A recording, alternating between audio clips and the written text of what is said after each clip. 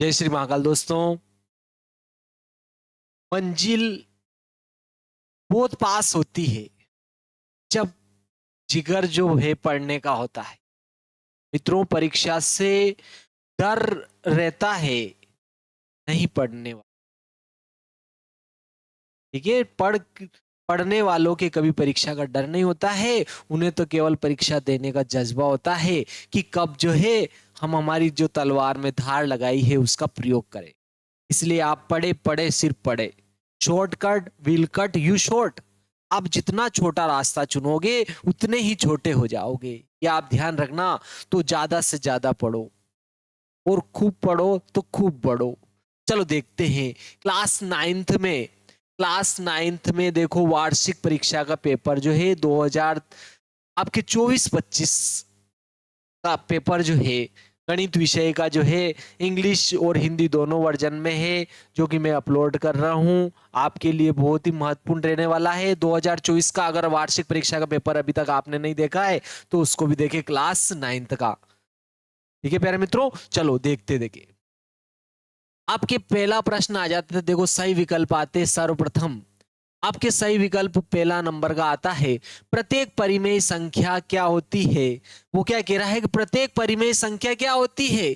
प्रत्येक परिमेय संख्या क्या होती है ये अपने को बताना है कि आपके प्रत्येक परिमेय संख्या जो है वो क्या होती है। देखो प्रत्येक परिमेय संख्या क्या होती है, एक प्राकृत संख्या होती है क्या। देखो परिमेय संख्या जो होती है अपने p/q के रूप की होती है। परिमेय संख्या जो होती है आपके परिमेय संख्या p/q के रूप की होती है, यह आपको ध्यान रखना है। ठीक है, और परिमेय संख्या में प्राकृत संख्या भी क्या होती है। देखो परिमेय संख्या में आपके प्राकृत संख्या जो होती है, प्राकृत संख्या परिमेय संख्या में होती है, और पूर्णांक भी आपके क्या होती है, बोलो परिमेय संख्या में होती है। और एक पूर्ण संख्या भी किस में होती है, बोलो परिमेय संख्या में होती है। अपने को ये ध्यान रखना है। और वास्तविक संख्या ऐसी संख्या होती है जिसमें ये सभी क्या होते हैं, शामिल होते हैं। तो आपके किसका आंसर सही क्या रहेगा, वास्तविक संख्या होगा, रियल नंबर हो जाएगा। ठीक है, प्रत्येक परिमेय संख्या क्या होती है, एक वास्तविक संख्या। ठीक है, क्यों, क्योंकि देखो प्रत्येक परिमेय संख्या क्या होती है, एक वास्तविक संख्या। क्योंकि ये सारी किस्में होती है, एक प्राकृत संख्या भी परिमेय संख्या है, एक पूर्ण संख्या भी परिमेय संख्या है, और एक पूर्णांक भी क्या है, परिमेय संख्या है। लेकिन उसने क्या कहा, प्रत्येक परिमेय संख्या क्या होती है। तो देखो ये हो भी सकती है, नहीं भी हो सकती है, ये हो भी सकती है, नहीं भी हो सकती है, ये हो भी सकती है, नहीं भी हो सकती है। कौन परिमेय संख्या, लेकिन वास्तविक संख्या तो 100% होगी।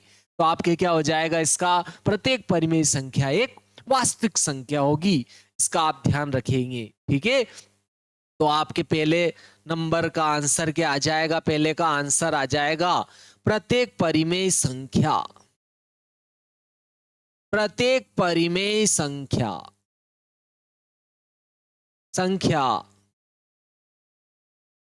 एक वास्तविक संख्या होती है।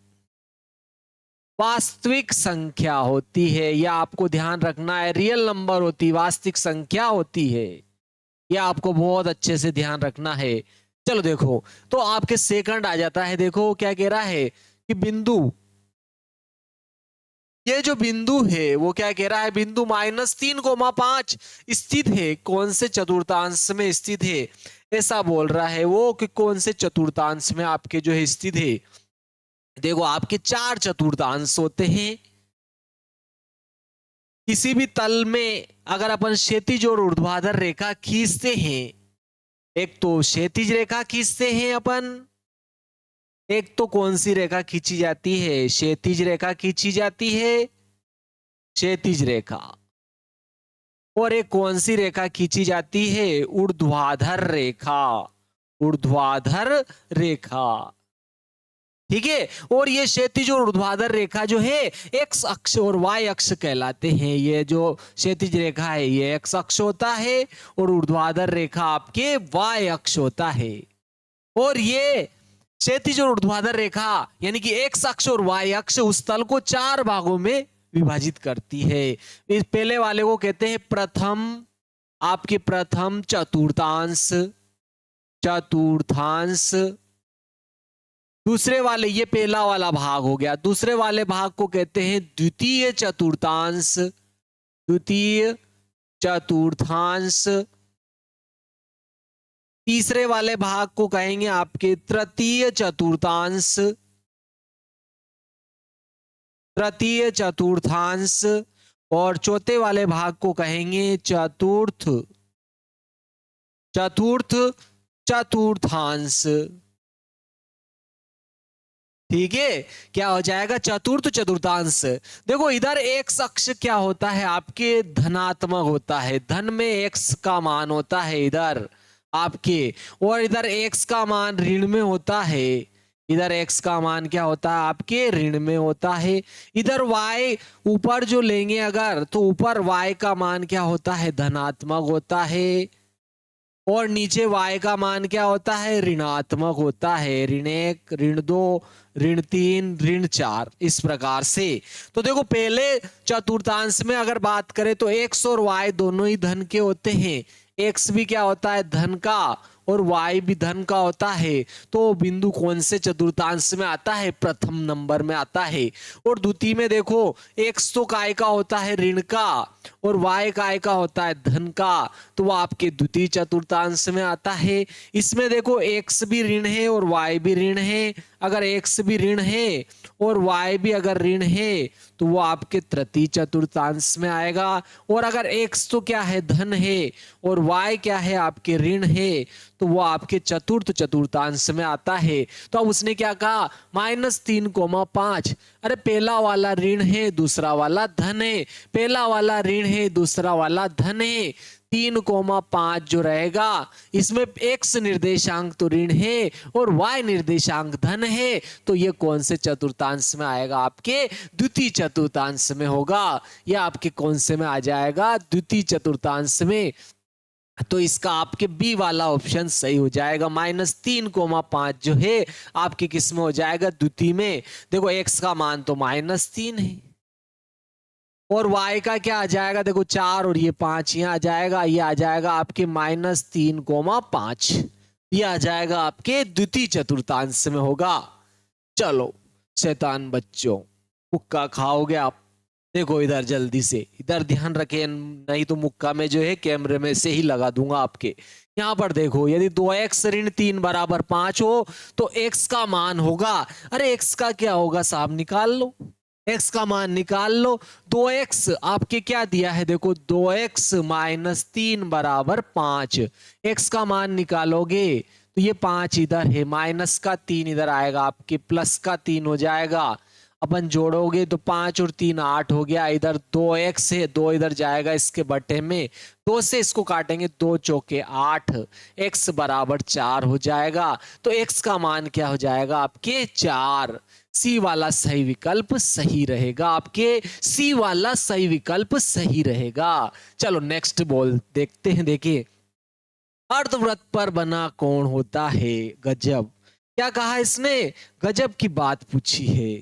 क्या कह रहा है वो? अर्धवृत्त पर बना कोण होता है साहब या अर्धवृत्त। ये अपन ने क्या किया? अर्धवृत्त बना दिया साहब, अर्धवृत्त बनाया, ये अर्धवृत्त बना दिया साहब। आधा वृत्त ऊपर है, आधा नीचे, आधा इधर है, आधा ऊपर है, आधा नीचे है। तो अर्धवृत्त में बना कोण होता है, आप चाहे कहीं भी बना दो। आप देखो ये आधे वृत्त में बना कोण है, चाहे यहाँ बना दो, देखो ये भी आधे वृत्त में बना कोण है, ठीक है। और बना दो कहीं भी, चाहे इधर आधे वृत्त में बना दो आप, ये देखो आधे वृत्त में बना कोण है। तो अर्धवृत्त का जो कोण होता है ये हमेशा क्या होता है? आपके समकोण होता है, ये ध्यान रखना है। अर्धवृत्त का कोण क्या होता है? समकोण या 90 डिग्री होता है, ये आपको ध्यान रखना है। अर्धवृत्त का कोण क्या होता है? समकोण। वृत्तार्थ का कोण समकोण होता है, वृत्तार्थ का कोण क्या होता है? समकोण होता है। तो आपके बी वाला ऑप्शन सही हो जाएगा। चलो नेक्स्ट देखते हैं। शंकु के आयतन का सूत्र, अरे ये तो लल्लू है, लल्लू है, लल्लू लल्लू क्वेश्चन है। शंकु के क्या कह रहा है? शंकु के आयतन का सूत्र होता है, ये आपके शंकु है साहब, ये आपके शंकु है। ये इस प्रकार से भी बना सकते हैं, ये है आपके शंकु है। इसके आयतन का सूत्र बोल रहा है, तो देखो शंकु का आयतन, शंकु का आयतन, देखो ये होता है पाई आर वर्ग एच, ये बेलन का होता है। पाई आर वर्ग एच किसका होता है? बेलन का होता है। इसका 1/3 किसका आयतन होता है? शंकु का। यानी 1/3 पाई आर वर्ग एच, 1/3 पाई आर वर्ग एच। आपके सी वाला जो ऑप्शन होगा ये क्या हो जाएगा? सही हो जाएगा। आपके शंकु का जो आयतन होगा 1/3 पाई आर वर्ग एच हो जाएगा। चलो देखो इधर, वर्ग अंतराल 80 से 100 की ऊपरी सीमा है। अरे ऊपर वाली ऊपरी, नीचे वाली निचली सीमा। तो ऊपरी सीमा पूछी उसने तो 100 हो जाएगी। आपके ऊपरी सीमा क्या हो जाएगी? 100। तो आपके इसमें सी वाला ऑप्शन जो है क्या हो जाएगा? आपके सही हो जाएगा। ऊपरी सीमा आपके क्या हो जाएगी? 100 हो जाएगी। चलो नेक्स्ट देखते हैं। अब नेक्स्ट क्या आता है? देखो दूसरा प्रश्न देखते हैं। इसमें यह है आपके रिक्त स्थानों की पूर्ति करना है। चलो अपने को रिक्त स्थानों की पूर्ति करना है साहब। चलो पूर्ति अपन सब कर लेते हैं। ठीक है, मूल बिंदु के निर्देशांक होते हैं। तो देखो जहां भी दोनों रेखाएं एक दूसरे को क्रॉस करती है उसे क्या कहते हैं? अपन मूल बिंदु कहते हैं। ठीक है, ये वाला क्या हो गया? आपके मूल बिंदु। तो देखो एक्स निर्देशांक भी यहीं से गिनना शुरू करेंगे और वाई निर्देशांक भी यहीं से गिनना शुरू करेंगे, और जहां से गिनना शुरू करते हैं वहां तो 0 माना जाता है। यानी कि मूल बिंदु के निर्देशांक 0,0 होता है और उसको ओ से लिखा जाता है। ठीक है, 0,0 होता है और इसको ओ से लिखा जाता है इसके निर्देशांक को। तो मूल बिंदु के निर्देशांक क्या होगा? बोलो 0,0। केवल अपने को क्या लिखना है इसमें? पहले वाले में आ जाएगा आपके, इस पहले वाले रिक्त स्थान में क्या आ जाएगा आपके? बोलो 0,0। इस प्रकार से ब्रैकेट में लिखेंगे अपन। ठीक है, निर्देशांक को हमेशा छोटे वाले ब्रैकेट में लिखा जाता है 0,0। पहले वाला x निर्देशांक होता है, दूसरे वाला y निर्देशांक होता है। पहले x आता है फिर y आता है, याद रखने के लिए। पहला होता है भुज, दूसरा वाला कोटि होता है। ध्यान रखना है, भुज और कोटि। ठीक है, भुज और कोटि क्या होता है? पहले वाला भुज होता है और दूसरे वाला क्या होती है? कोटि होती है। पहले को भुज कहते हैं, दूसरे को कोटि कहते हैं। याद रखने के लिए भूको, भूको को भूको ही कहते ना अपन अपनी मालवी भाषा में। तो भूको को भूको ही है यार। तो ये भूको से आप याद रख सकते हो। एक्स निर्देशांक क्या होता है? भुज होता है और वाई निर्देशांक आपके कोटि होती है। तो मूल बिंदु के निर्देशांक 0,0 है ना, भुज भी 0 और कोटि भी 0 होती है। तो अपने को केवल यहाँ 0,0 लिखना है। चलो नेक्स्ट आ जाता है। देखो आपके इसमें x³ का गुणांक है साहब। अरे वेरी सिंपल है रे लाला, ये तो बहुत ही सरल है। क्या कह रहा है वो? 3x³ में, यहाँ 3x³ है, इसमें x³ का गुणांक क्या है? अरे x³ का गुणांक है, इसकी गुणा में क्या है? अरे इसके साथ क्या है? इसके गुणा में क्या है? तो इसके गुणा में कितना है? बोलो 3 है। तो यहाँ पर आपके सेकंड वाले में क्या आ जाएगा? 3 आ जाएगा, 3 आ जाएगा। क्या कहा उसने? 3x³ में x³ का गुणांक क्या होगा? x³ का गुणांक क्या होगा? अरे इसके जो गुणा में होगा वो इसका गुणांक होगा। अरे जो इसके साथ होगा वो इसका बच्चा होगा। चलो 3 आ गया साहब, सेकंड आ गया। थर्ड देखो, ये बहुत ही गजब का है। देखो क्या कह रहा है, क्या कहा इसने? क्या कहा इसने? देखो क्या कहा इसने, देखो रेखीय समीकरण x² + bx + c = 0 का आलेख एक रेखा होता है। तो देखो इसका आलेख कौन सी रेखा होता है? तो देखो ध्यान रखना, ये आपके इसमें क्या आ रहा है? देखो एक चर आ रहा है। क्या आ रहा है इसमें? एक चर आ रहा है और उसकी अधिकतम घात कितनी है? देखो एक x चर है और एक y चर है, प्लस c = 0 है, और चर की मैक्सिमम घात कितनी है? प्रत्येक पद में 1 है। तो देखो जब चर की मैक्सिमम घात 1 होती है तो उसको रेखिक समीकरण कहते हैं, क्योंकि उसका ग्राफ खींचा जाता है तो एक रेखा आती है। तो क्या कहा उसने? देखो रेखिक समीकरण, नाम ही दे दिया रेखिक समीकरण। अरे बावला बन रहा रे तू, तो बावला बन रहा, रेखिक समीकरण बोल रहा है तू। ठीक है, तो x² + bx + c = 0 का आलेख कैसा होगा? रेखा होगा, सरल रेखा। ठीक है, का आलेख एक सरल रेखा होगा या रेखा होगा। ध्यान रखा, सरल रेखा। रेखा तो इसने लिख दिया, बस सरल अपने को लिखना है, सरल रेखा होगा। ठीक है, आलेख एक सरल रेखा होगा। रेखिक समीकरण का नाम ही देखो, आंसर इसने ही दिया, इसी में छिपा हुआ है। ठीक है, और अपने को पूछ रहा है कि ये चौड़ तो नहीं है, ये चौड़ तो नहीं है। देखो साफ ऐसे कह रहा है वो, त्रिभुज के तीनों अंतः कोणों का योग होता है। अरे भाई, कोई भी त्रिभुज हुआ, उसके अगर आप तीनों अंतः कोण जोड़ोगे, अंतः यानी कि अंदर वाले कोण जोड़ोगे, तो किसी भी त्रिभुज के तीनों अंतः कोणों का योग तो 180 डिग्री होता है। और चतुर्भुज के चारों अंतः कोणों का योग आपके 360 होता है। तो आप ये बात तो जानते हो, बहुत सिंपल सा प्रश्न, हलवा प्रश्न पूछा है। त्रिभुज के तीनों अंतः कोणों का योग आपके 180 डिग्री होता है या 180 अंश होता है। यह आपको अच्छे से ध्यान रखना है। त्रिभुज के तीनों अंतः कोणों का योग 180 डिग्री होता है। पांचवा आ जाता है, वृत्त की सबसे बड़ी जीवा को कहते हैं। ये वेरी आईएमपी है। देखो, आपके वृत्त की सबसे बड़ी जीवा को क्या कहते हैं? देखो, ये वृत्त है और ये व्रत हो गया आपके साथ। चलो, इसमें जीवाएं खींचता हूं मैं। देखो, ये भी व्रत की जीवा है, ये भी आपकी क्या है? व्रत की जीवा है। ये भी व्रत की जीवा है, ये भी व्रत की जीवा है, ये भी व्रत की जीवा है, ये भी व्रत की क्या है? जीवा है। ये भी व्रत की जीवा है, ये भी व्रत की जीवा है, ये भी व्रत की जीवा है। वह रेखा जो वृत्त के अंदर वृत्त को दो बिंदुओं पर प्रच्छेद करती है, वृत्त की जीवा कहलाती है। ठीक है, तो देखो, जैसे जैसे अपन केंद्र की ओर बढ़ते हैं, जीवा की लंबाई बढ़ती जाती है। जीवा की लंबाई क्या होती जाती है? बढ़ती जाती है। वह जीवा जो वृत्त के केंद्र से होकर गुजरती है, आपको ध्यान रखना, वह जीवा जो वृत्त के केंद्र से होकर गुजरती है, वृत्त का व्यास कहलाती है। और वृत्त का व्यास उसकी सबसे बड़ी जीवा होती है। तो ये ध्यान रखना है, ये जीवा जो है वृत्त का व्यास होगा। तो वृत्त की सबसे बड़ी जीवा कौन सी होगी? बोलो, उसका व्यास होगी। ठीक है, वृत्त की सबसे बड़ी जीवा को व्यास कहते हैं। क्या कहेंगे? बोलो, अपन व्यास कहेंगे, व्यास जी कहेंगे साहब इसको, अपन क्या कहेंगे? व्यास। ठीक है, वह जीवा जो वृत्त के केंद्र से होकर गुजरती है, वृत्त का व्यास कहलाती है। और वृत्त का व्यास उसकी सबसे बड़ी जीवा होती है। यह अपने को ध्यान रखना है, बहुत ही महत्वपूर्ण परिभाषा है। वह जीवा, वह जीवा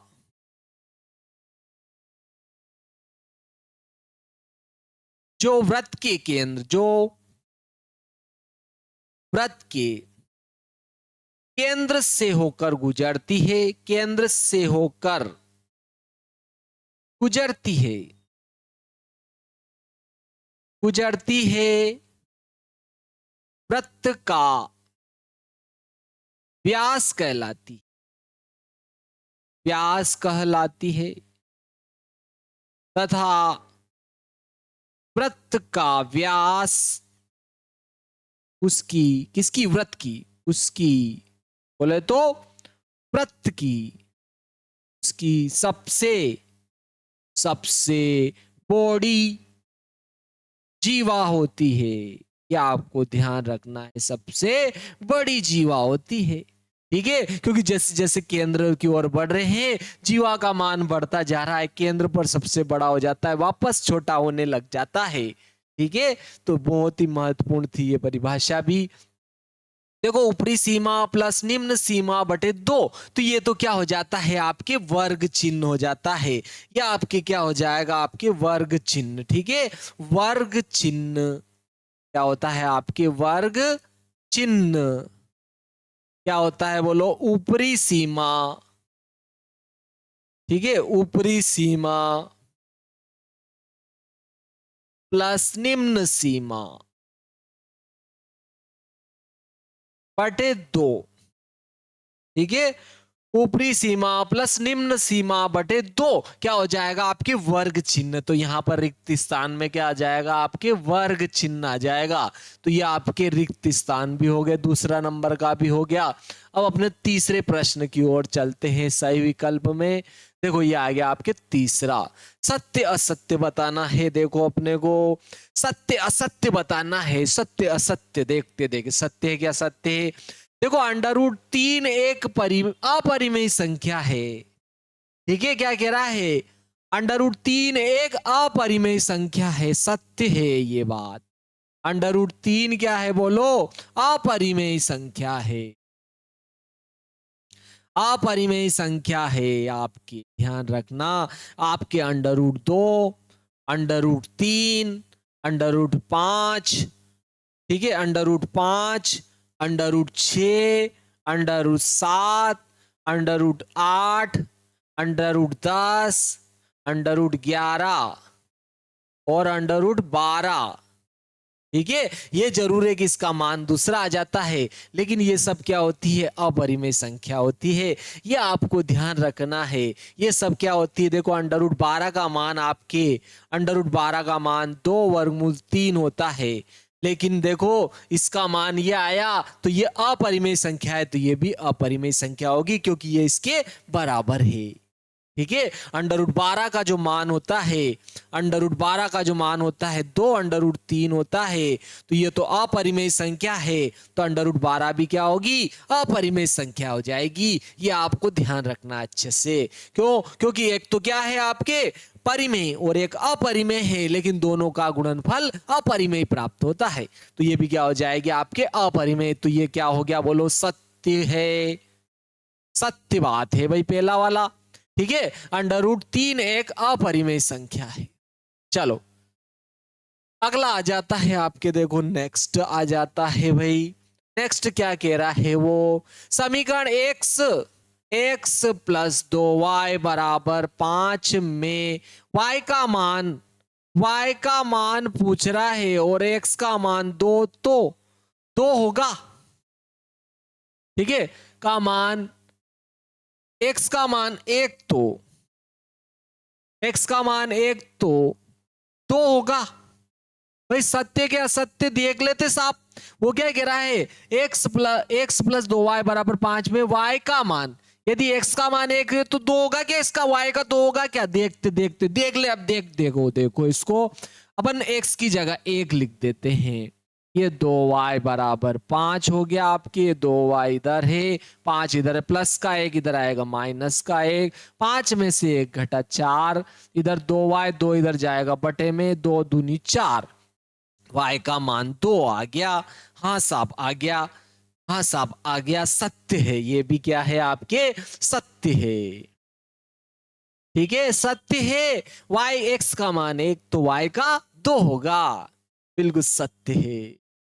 पूर्ण अपने भाग से बड़ा होता है, क्या कहा उसने, देखो बहुत ही प्यारी बात कह रहा है कि पूर्ण अपने भाग से बड़ा होता है। क्या कह रहा है वो, पूर्ण अपने भाग से बड़ा होता है, बड़ा होता है, सत्य कह रहा वो। क्यों कह रहा है, देखो ये पूर्ण है, ये पूर्ण है, और अगर मैं यहां से देखो इसका एक भाग तोड़ लेता हूं, काट लेता हूं, तोड़ लेता हूं, झाड़ लेता हूं, तो ये पूर्ण हो गया, ये तो पूर्ण हो गया और ये इसका भाग हो गया। तो देखो पूर्ण अपने भाग से क्या होता है, बड़ा होता है, सत्य कह रहा है, ये आपके सत्य कह रहा है, तो सत्य हो जाएगा ये भी। चलो अगला नेक्स्ट आ जाता है आपके, ठीक है, चौथे नंबर का, संपूरक कोणों का योग 90 डिग्री होता है क्या, नहीं, संपूरक कोण वे दो कोण जिनका योग 180 डिग्री होता है, क्या कहलाते हैं आपके, संपूरक कोण।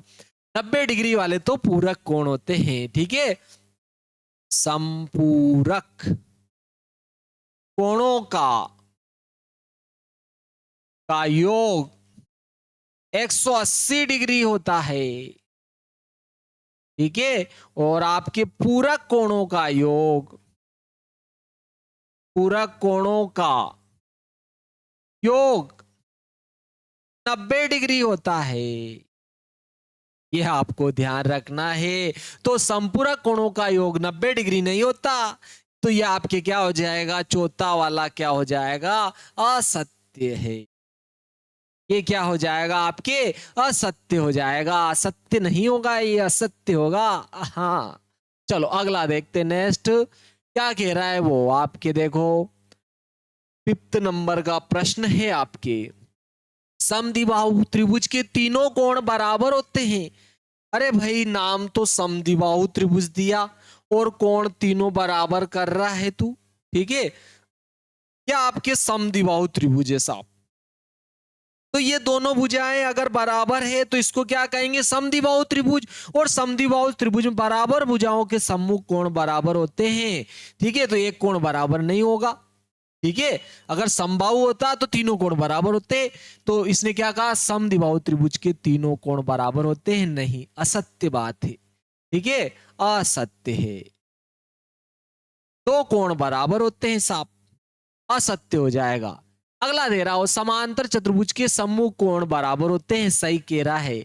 अगर समांतर चतुर्भुज है तो उसके सम्मुख कोण क्या हो जाएंगे, आपके बराबर हो जाएंगे, ठीक है। समांतर चतुर्भुज ऐसा चतुर्भुज जिसकी सम्मुख भुजाएं क्या होती है, समान और समांतर होती है, क्या कहलाता है, आपके समांतर चतुर्भुज कहलाता है, ठीक है। तो ये देखो आपके समांतर चतुर्भुज हो गया, आपके ये समांतर चतुर्भुज। तो इसके आमने सामने के जो कोण होते हैं बराबर होंगे, या आपको ध्यान रखना है। समांतर चतुर्भुज के सम्मुख कोण बराबर होते हैं, ठीक है।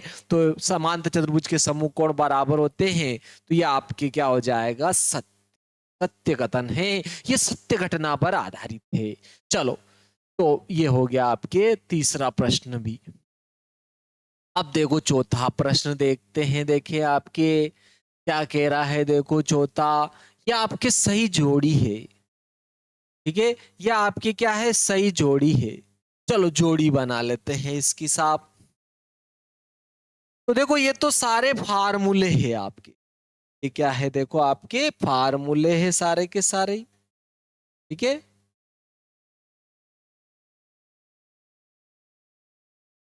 क्या है, ये आपके फार्मूले हैं। देखो x पहले नंबर का आया, देखो आपके एक्स वर्ग माइनस वाई वर्ग, तो ये तो क्या होता है, बोलो x minus Y, X plus Y. A वर्ग ऋण बी वर्ग बराबर ए धन बी ए ऋण बी। अगर दोनों का अलग अलग वर्ग हो और बीच में ऋण हो तो एक बार दोनों के बीच में ऋण लगाओ, एक बार धन लगाओ, स्क्वायर हटाओ, ये आ जाएगा। इसके सामने कौन सा आ जाएगा, देखो आपके पहले वाले के सामने कौन सा आ रहा है, डी वाला सही रहेगा। इसके सामने कौन सा आ जाए, इसके सामने डी। देखो थर्ड आया आपके, सेकंड सॉरी, x की घात 3 ऋण y की घात 3 वाला है, तो अरे 3 घात वाला है ये, ठीक है, 3 घात वाला है। देखो आपके a की घात 3 ऋण b की घात 3 भी होता है, और a की घात 3 धन b की घात 3 भी होता है, ठीक है। ये होता है, देखो a ऋण b, a वर्ग धन ए बी धन b वर्ग, ये होता है। और धन वाले में यहां धन आ जाता है और यहां ऋण आ जाता है, ये आपको अच्छे से ध्यान रखना है। यहाँ ऋण है तो यहाँ ऋण आएगा, यहाँ धन आएगा, और यहाँ धन है तो यहाँ धन आएगा, यहाँ ऋण आ जाएगा। तो आपके इसका क्या हो जाएगा, बोलो x minus Y x square plus x y plus y square हो जाएगा। यानी कि ये कौन से वाला ऑप्शन आ रहा है, देखो ई वाला ऑप्शन, यानी कि इसके सामने ई आ जाएगा आपके सही जोड़ी में, ठीक है। इसके सामने क्या आ रहा है, आपके सही जोड़ी में ई आएगा, ठीक है। चलो देखते हैं, देखिए नेक्स्ट आ जाता है आपके, देखो बिंदु 0,2 स्थित होगा। देखो आपके इसका अगर x निर्देशांक 0 है और y निर्देशांक है, तो जो निर्देशांक है उसी अक्ष पर रहेगा, ध्यान रखना, ये y अक्ष पर होगा आपके, ये क्या हो जाएगा, y अक्ष पर, y अक्ष पर होगा। और अगर x निर्देशांक तो है, x निर्देशांक है और y 0 है, y अगर 0 है तो वो आपके x अक्ष पर होगा। तो उसने क्या कहा, 0,2 0,2 है। तो देखो इसका x निर्देशांक 0 है और y निर्देशांक है, तो ये आपके y अक्ष पर होगा। तो इसके सामने कौन सा आ जाएगा, आपके b, y अक्ष होगा इसका आंसर सही। चलो अब देखो इसका उल्टा हो गया, थर्ड वाला आ गया 3,0। तो देखो इसमें x निर्देशांक है, y 0 है, x निर्देशांक है, y 0 है, तो ये आपके x अक्ष पर हो जाएगा, x अक्ष पर, यानी कि ए वाला सही ऑप्शन होगा आपके, क्या आएगा, x अक्ष। आपके 5th नंबर का 5वां प्रश्न आ जाता है। 90 डिग्री के बराबर माप वाला समकोण होगा साहब। 90 डिग्री के बराबर माप वाला क्या कह रहा है? 90 डिग्री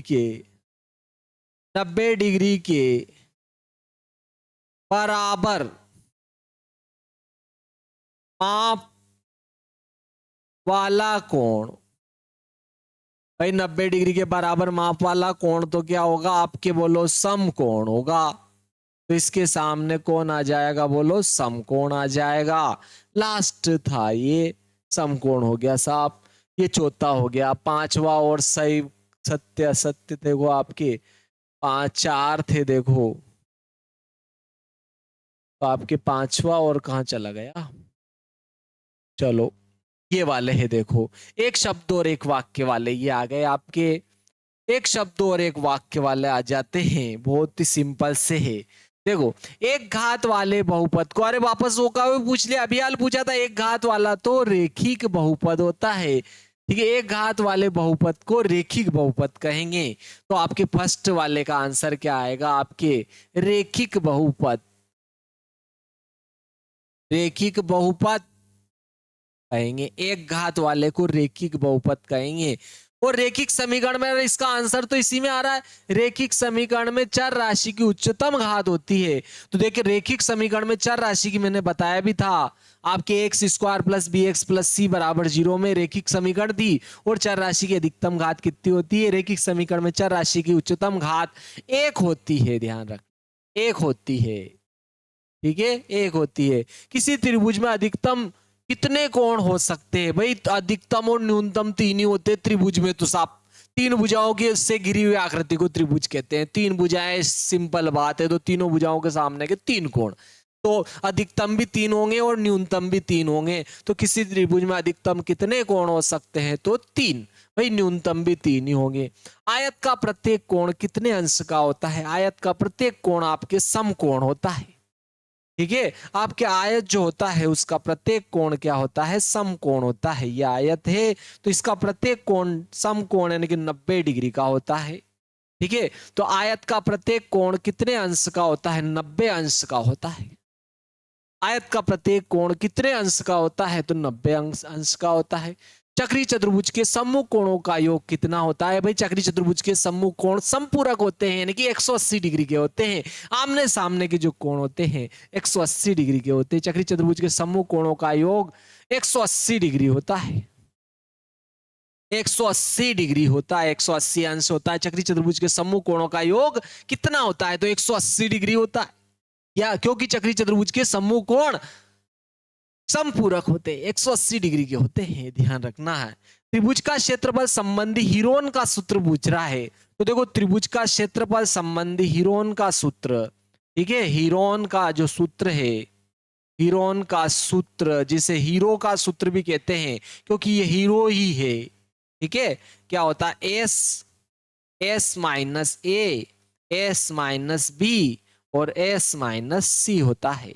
यह आपके त्रिभुज का क्षेत्रफल संबंधी हीरोन का सूत्र है, जिसमें एस तो क्या है? इसका अर्ध परिमाप, त्रिभुज का अर्ध परिमाप। एस त्रिभुज का अर्ध परिमाप। एबीसी क्या है? त्रिभुज की तीनों भुजाएं। चलो ये आपके 5वां आ गया।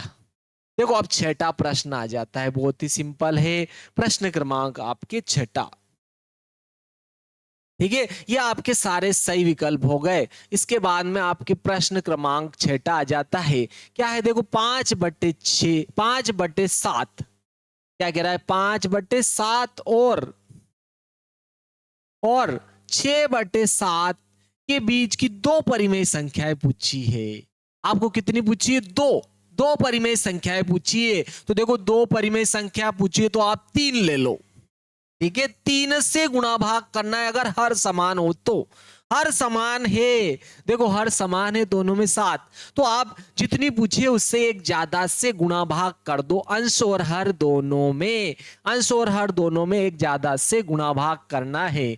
तो देखो 5/7 और 6/7 दोनों में क्या थी? हर समान है, तो एक ज्यादा से 2 पूछी थी तो एक ज्यादा यानी कि 3 से गुणा भाग कर दिया। तो यहां देखो 5 थी 15 हो जाएगा, बटे 7 दिया 21। 21। यहाँ देखो 6 18 बटे 7 21। तो देखो आपके अब यहाँ से 15/21 के बाद में आ जाएगा देखो 16/21, फिर 16 के बाद में 17/21 और फिर 18/21। तो ये आ ही गया, ये आ ही गया आपके साथ। ये यानी कि देखो इससे बड़ी ये है, इससे बड़ी ये है और इससे बड़ी ये है।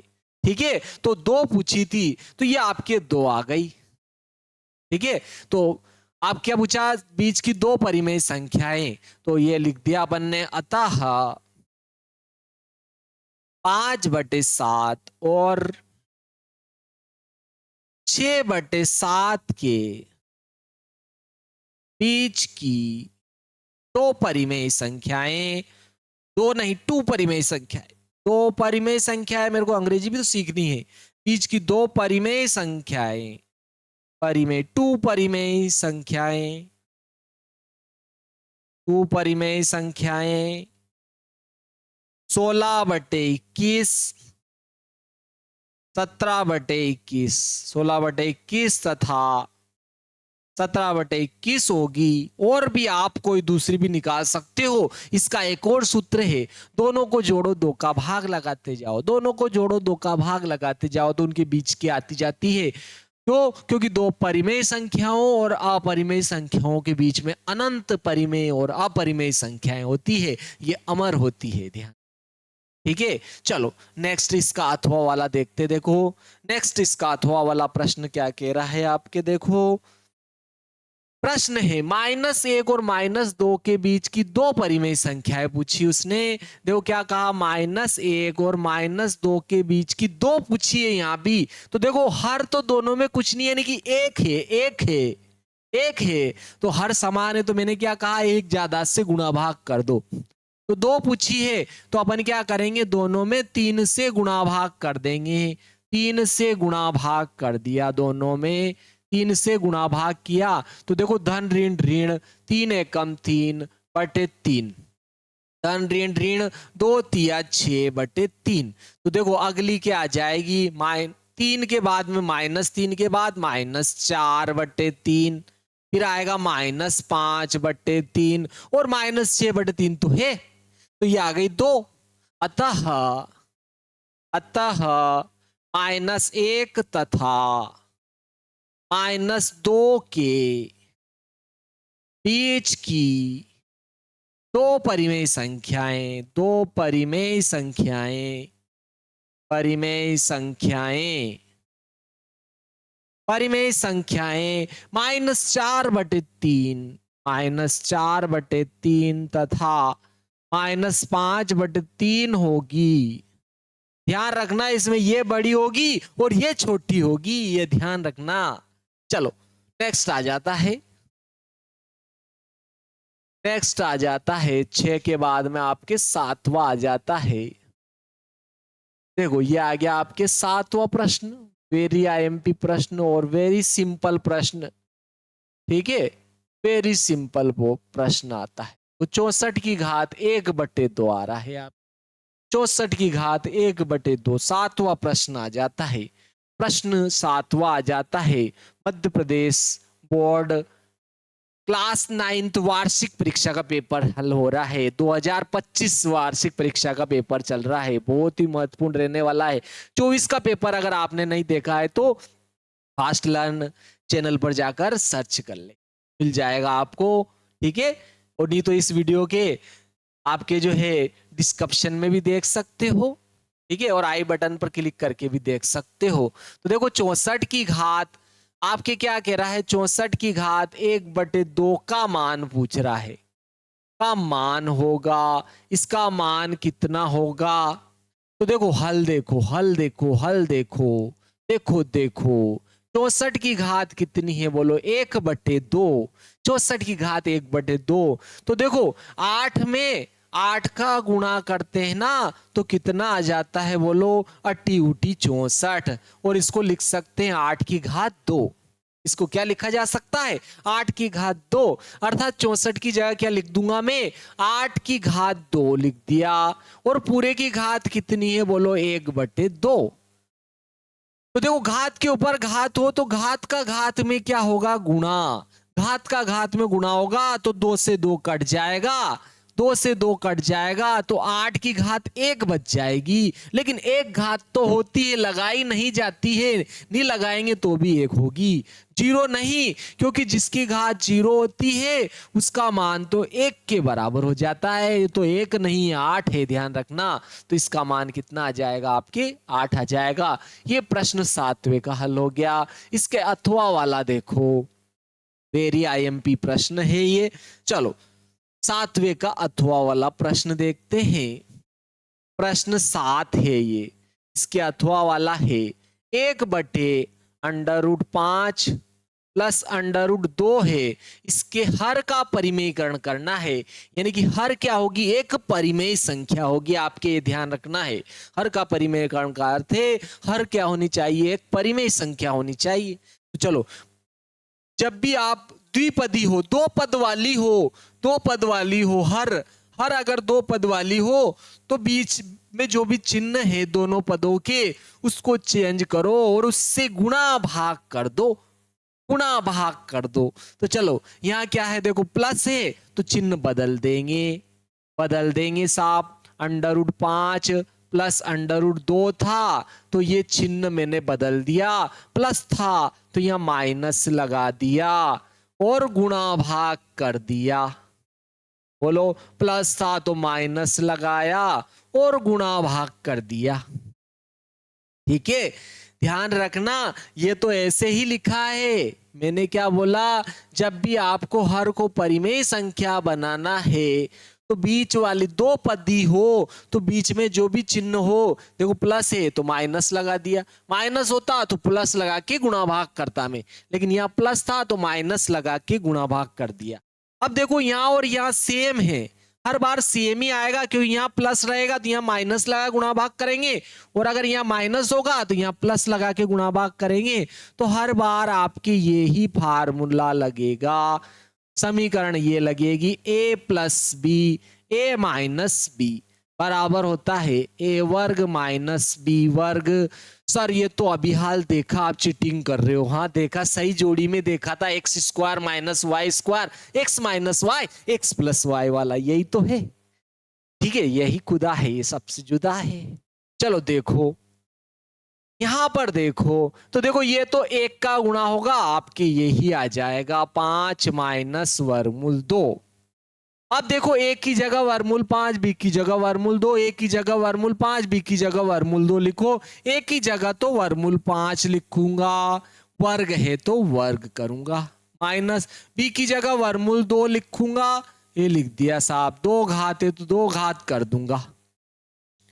लेकिन यहां पर देखो आप, वर्गमूल 5 माइनस वर्गमूल 2 तो ऐसे रहेगा, तो देखो यहां पर वर्गमूल 5 का भी क्या है, वर्ग है, और वर्गमूल 2 का भी क्या है, वर्ग है। तो देखो वर्ग से वर्गमूल हट जाता है, 5 बच जाएगा, यहां भी वर्ग से वर्गमूल हट जाएगा, 2 बच जाएगा। यानी कि इसका मान तो 5 आएगा, इसका 2 आएगा, इसका मान 5, इसका 2 आएगा, यानी कि 5 माइनस 2 हो जाएगा। और देखो 5 में से 2 घटेंगे तो क्या बचेंगे, 3, और 3 क्या है, देखो आपके परिमेय संख्या, 3 परिमेय संख्या है। तो देखो ये हर का परिमेयकरण हो गया, यानी कि परिमेय संख्या हो गई। यहां पर तो अपरिमेय संख्या थी और यहां परिमेय हो गई, हर का परिमेयकरण हो गया आपकी।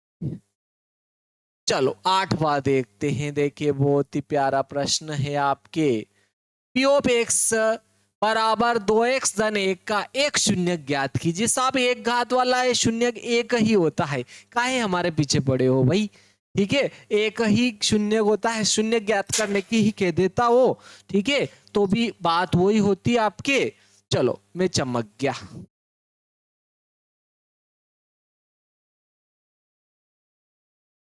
चलो इसके क्या कह रहा है, वो शून्य ज्ञात कीजिए। चलो शून्य ज्ञात करते हैं साहब इसके। ठीक है, इसके शून्य का निकालते हैं। बहुपद पी ऑफ एक्स के, देखो जिसके भी शून्य का निकालना है उसको शून्य के बराबर कर दो। ठीक है, पी ऑफ एक्स बराबर क्या दिया है, देखो 8वां है आपके, प्रश्न क्रमांक 8 है ये। पी ऑफ एक्स बराबर 2x धन 1 है। ठीक है, तो इसका शून्यक निकालना है तो शून्य के बराबर करके चर का मान निकाल लो, वही शून्यक होगा। शून्यक के लिए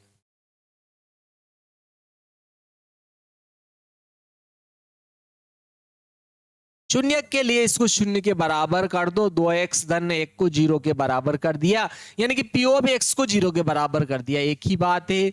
प्लस का 1 इधर आया, माइनस का 1 हो गया, इधर 2x बच गया, 2 इधर आएगा गुणा में है तो इधर आएगा तो बटे में आ जाएगा, तो ये इसका शून्यक आ गया। अतः बहुपद, अतः बहुपद, बहु का पद, बहुपद पी ऑफ x का शून्यक -1/2 होगा। ये आ गया आपके आंसर। बहुत ही सिंपल सा प्रश्न था। देखो अब 8वें का अथवा वाला देख लेते हैं। क्या कह रहा है, जांच कीजिए कि -2 बहुपद x + 2 के शून्यक है या नहीं है। भाई शून्यक है या नहीं है, देखो शून्यक है तो शून्य करके मान निकाला, तो शून्यक है तो शून्य आएगा मान, शून्य मान आ जाता है तो शून्य होगा, नहीं आता है तो नहीं होगा। यह आपको अच्छे से ध्यान रखना है। देखो इसको क्या कह रहा है कि x + 2 का शून्यक है कि नहीं है, कौन, -2, तो -2 मान रख लो साहब, और -2 मान रखो, x बराबर कितना रखो, -2 रख दो साहब, x की जगह -2 रखो, और ये कितना है बोलो, +2, +2 में से -2 घटेगा, शून्य आ गया। अतः आपके देखो ये पी ऑफ x मान सकते हो आप, ठीक है। इसको ऐसे भी किया जाता है, देखो बहुत सरल है। इसको अपन क्या मान ले, पी ऑफ x बहुपद को, किसको, x + 2 को, और आपके देखो बहुपद -2 शून्यक है कि नहीं है, यानी कि x की जगह कितना लिखा था अभी अपन ने, -2।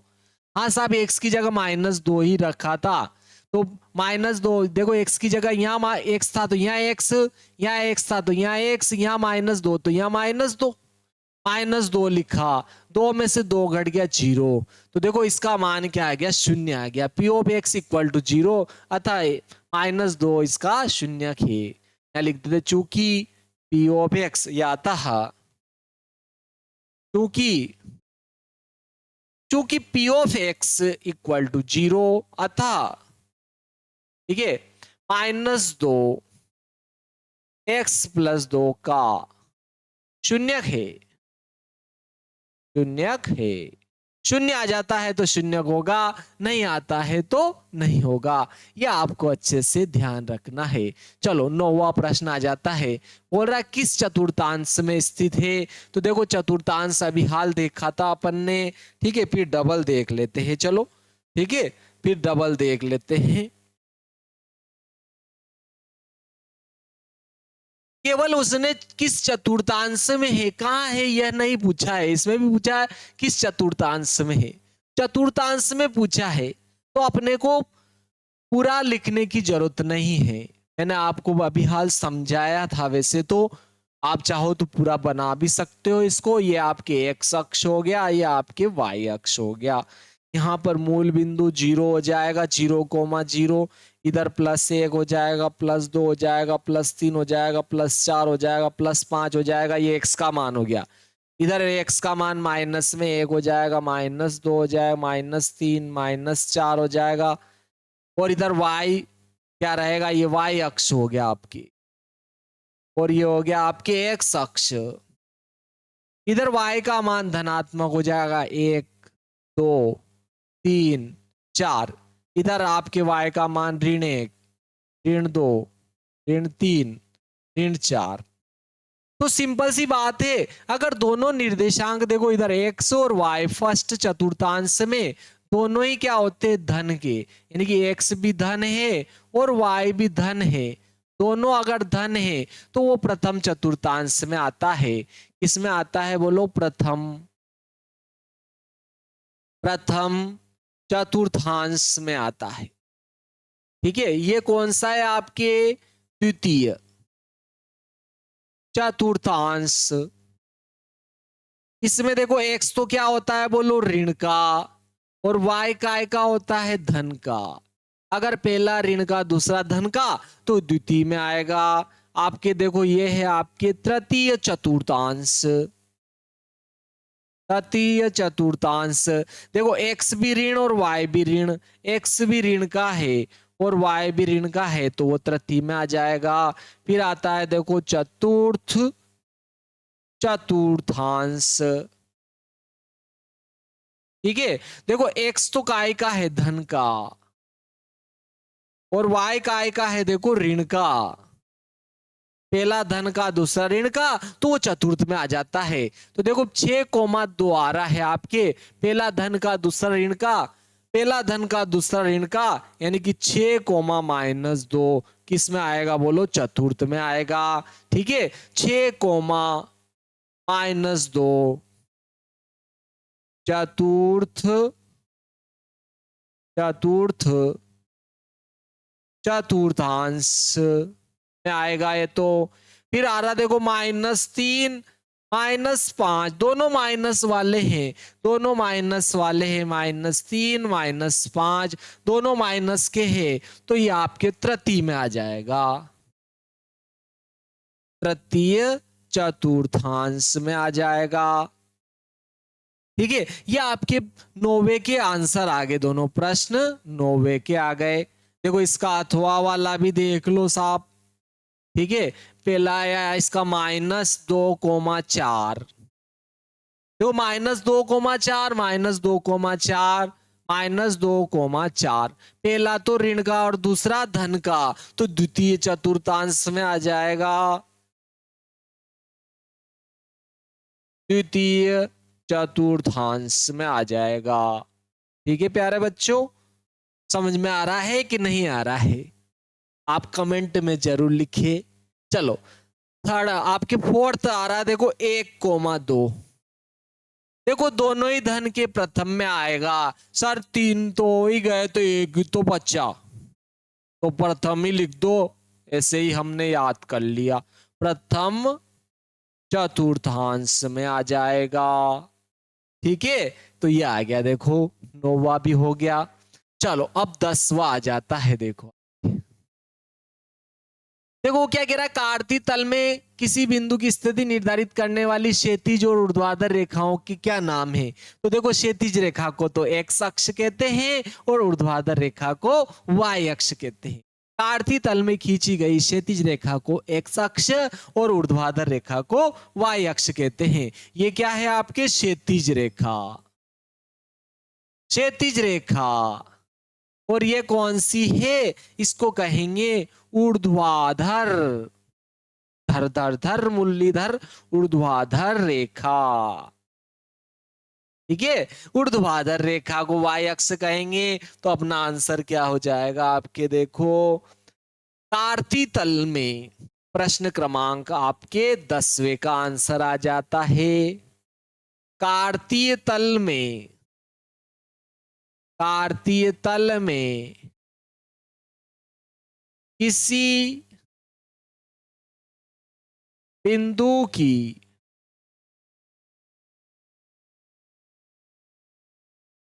की स्थिति निर्धारित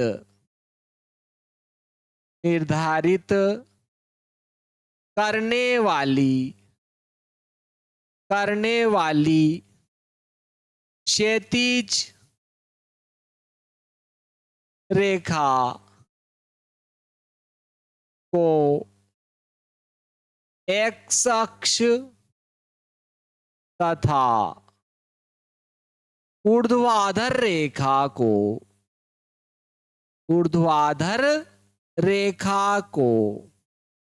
y अक्ष कहते हैं। ठीक है ठीक है ठीक है ठीक है मोटू मेरे भाई, चलो समझ में आया होगा आपके। सर आप भी मोटू पतलू देखते हो क्या? नहीं नहीं बच्चों, मेरा बच्चा देखता है ना। चलो देखते हैं, देखिए अगला। तो कानों में कभी कभी मेरे भी आवाज आ जाती है। देखो 10वें का अथवा वाला यहाँ आ जाता है, देखो ऊपर ये यहाँ पर आ गया। ठीक है, चलो इसका 10वें का अथवा वाला, ये आपके 10वां था, इसके अथवा वाला दे रहा है वो 6,-8 और -3, -2 के भुज और कोटि लिखिए। ठीक है, तो देखो जब भी अपन इस प्रकार से निर्देशांक लिखते हैं ना, तो पहला वाला क्या होता है, भुज, और दूसरा वाला होता है आपके कोटि। याद रखने के लिए सर हम तो भूल जाएंगे, भुज लिखे कि कोटि लिखे पहले, तो याद रख लेना भूख को। भाई अपने को पेट जब खाली होता है, रोटी खाने का मन होता है, तो अपन क्या कहते हैं, भूख लग रही है साहब, तो उससे याद रख लो भूख को। ओहो गजब, भूख को, भूखो से याद रख लो भूख को। ठीक है, क्या काय से याद रख लोगे, भू को, तो भू से तो क्या हो जाएगा आपके भुज, और को से क्या हो जाएगा, कोटि। तो देखो इसमें 6 कोमा -8 में, तो 6 तो क्या हो जाएगा भुज, और -8 क्या हो जाएगा, कोटि। ठीक है, भुज में, भुज, भुज तो क्या हो गया आपके 6, तथा कोटि क्या हो गया आपके, देखो इसमें कोटि -8, -8 होगी कोटि। ठीक है, और इसमें देखो -3 कोमा -2 में देख लो, 2 में भुज, तो क्या हो गया -3, तथा कोटि क्या होगी, -2 होगी। ये हो गया साहब, बहुत ही सिंपल था, वेरी सिंपल क्वेश्चन था। चलो अब 11वां देखते हैं, इसके क्या कह रहा है, 2 हल लिखिए। इसके अपने को क्या करना है, 11वां देखो 2 हल लिखना है इसके। ठीक है, 11वां देखेंगे बस, इसके बाद नेक्स्ट वीडियो में देखेंगे अपन। चलो समीकरण प्रश्न क्रमांक 11, 11वां देखो, समीकरण 2x धन y बराबर 7 के 2 हल लिखिए। चलो 2 हल लिखिए, तो देखो आपको पूर्णांक पता ही है, 0, 1, 2, 3, 4, बस बस सर हम बोल लेंगे आगे, तो 6, 7, 8, 9, 10। इधर देखो -1, -2, -3, -4, बस बस सर आगे तो हम बोल लेंगे। ठीक है, तो देखो इनमें से आप किसी एक का मान रखो, दूसरे का निकाल लो। 2 रखोगे तो 2 हल आ जाएंगे, 3 रखोगे 3 हल, बहुत सारे रखोगे तो बहुत सारे हल आ जाएंगे। एक चर के मान रखना है, दूसरे के निकालना है। तो चलो, तो जो अकेला है उसका नहीं रखना, जो दुकेला है उसका रख दो, मतलब जिस चर के साथ दूसरा है उसका मान रख दो। ठीक है, तो देखो इस समीकरण से, समीकरण कौन सी है आपके, 2x धन y बराबर 7, इसके 2 हल निकालना है, तो y बराबर निकाल रहा हूं, ये 7 इधर है, प्लस के 2x इधर आएंगे, माइनस के 2x हो जाएंगे, इसके 2 हल निकालना है। तो ये दुकेला है, देखो x के साथ 2 है। ठीक है, तो दुकेला मतलब जिसके साथ कोई हो उसको दुकेला कहता हूं मैं। चलो देखो देखिए इधर, तो x का इनमें से कोई भी 2 मान रख दो, 2 हल आ जाएंगे। चलो सर एक तो धन रख लो, सर एक ऋण रख लो, या फिर 0 रख लो, एक बहुत सरल होता है। तो चलो एक तो अपन 0 रख लेते हैं, और एक चलो 2 रख लेते हैं, चाहो तो एक भी रख सकते हो। तो x का मान एक तो मैं कितना रख रहा हूं, 0। x का मान 0 रखोगे तो y का क्या आएगा, देखते देखे 7 -2, x की जगह 0 रखेंगे तो ये तो पूरा 0 हो जाएगा, 7 में से 0 घटेगा 7। देखो x का मान 0 रखा, y का 2 आ गया, x का मान 0, y का क्या आ गया आपके 2 आ गया। x का मान मैंने 2 रखा, तो y का कितना आ गया आपके 7। x का x बराबर 0, तो y बराबर 7। चलो एक x बराबर अपन 2 रख लेते हैं, चलो x बराबर 1 अपन ने कितना रखा, 2। x बराबर 2 रखते हैं, तो y बराबर क्या आएगा, 7 -2, x की जगह कितना लिख देते हैं, 2। ये 7 माइनस देखो 2 दूनी 4, 7 में से 4 घटा 3। ठीक है, तो 2 हल आ गया, x का मान 0 रखा तो 7 आया, x का मान 2 रखा तो 3 आया। तो अतः 2 हल क्या आया, देखो 0,7 तथा 2,-3 होंगे। ये 2 हल हो गए साहब। पहले x का मान पहले लिखते हैं, y का बाद में, x का मान पहले, y का बाद में। चलो इसके अथवा वाला देख लो, ये है आपके अथवा वाला, देखो बहुत ही प्यारा प्रश्न है। के किस मान के लिए x बराबर 1 y बराबर 2 समीकरण का 3x धन y 2y बराबर k का एक हल होगा। ठीक है, k का मान क्या होगा? ठीक है, x बराबर 1 और y बराबर 2 हो तो चलो 3x बराबर 2y बराबर क्या आ रहा है? k। तो k का मान क्या हो?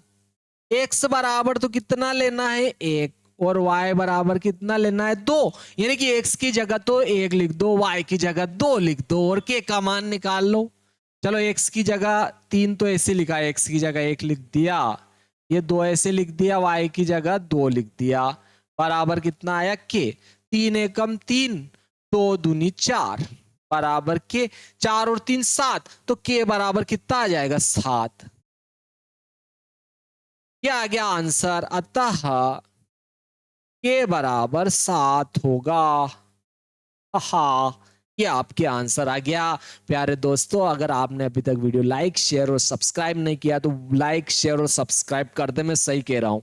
ठीक है, और बेल आइकन को तो जरूर दबा दे ताकि आने वाले नए नए लेटेस्ट वीडियो आप तक पहुंचते रहे। जय श्री महाकाल। नेक्स्ट वीडियो में मिलते हैं। आपके 2025 का वार्षिक परीक्षा का पेपर था ये। ठीक है, ये इसका फर्स्ट भाग है। ठीक है, जल्दी इसका दूसरा भाग भी अपलोड होगा, तीसरा भी अपलोड होगा। और आपने 2024 का अगर वार्षिक परीक्षा का पेपर नहीं देखा है, ठीक है, 9th क्लास का, मैंने वो भी अपलोड कर रखा, तो उसको जरूर देखिए। क्योंकि 2023 के 25 के पेपर में 23 के पेपर के 25 के पेपर में सबसे ज्यादा सवाल आए थे। तो 2024 के पेपर के 2026 में जो परीक्षा होगी वार्षिक, उसके सबसे ज्यादा सवाल आएंगे, तो आप जरूर देखिए उसको भी। ठीक है, और अपन ने बहुत सारे प्रश्नावलियां, जैसे आपके क्लास 9th की गणित की 1 2 3 4 5 6, ठीक है, 6 7 और आपके 11 12 13 अपलोड कर दी है मैंने, तो आप उनको भी देखिए। बची जो भी जल्द ही अपलोड होगी। ठीक है, जय श्री महाकाल जरूर लिखिए मित्रों।